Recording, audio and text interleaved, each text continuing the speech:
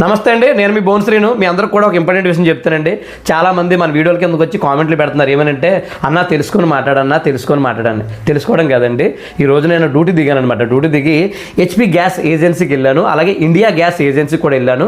వెళ్ళి అక్కడ ఉన్న ఆఫీస్ స్టాఫ్ని అడిగి తెలుసుకొని వచ్చి నేను వీడియో చేస్తున్నాను అనమాట అండి. మన ఇండియా నుండి ప్రజలందరికీ కూడా ఫ్రీ గ్యాస్ కలెక్షన్ ఇస్తున్నారండి. మీకు అర్థమైంది అనుకుంటాను. ఫ్రీ గ్యాస్ కలెక్షన్ ఇస్తున్నారండి.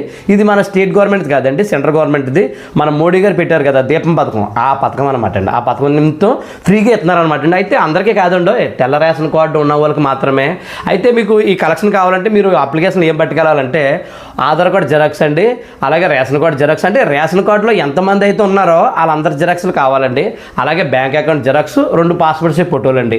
అట్టుకెళ్తే అండి మన వాళ్ళు అప్లికేషన్ పెడతారండి. పెట్టిన తర్వాత ఒక 20 రోజులకో 30 రోజులకో మనకి ఫోన్ చేస్తారండి ఏజెన్సీ వాళ్ళు. ఆ తర్వాత మనం వెళ్ళామనుకోండి గ్యాస్ కలెక్షన్ ఇస్తారండి. అయితే ఏంటంటే ఎస్సీ ఎస్టీ క్యాస్ట్ సంబంధించిన వాళ్ళు మాత్రం క్యాస్ట్ సర్టిఫికేట్ అట్టుకెళ్ళాలండి.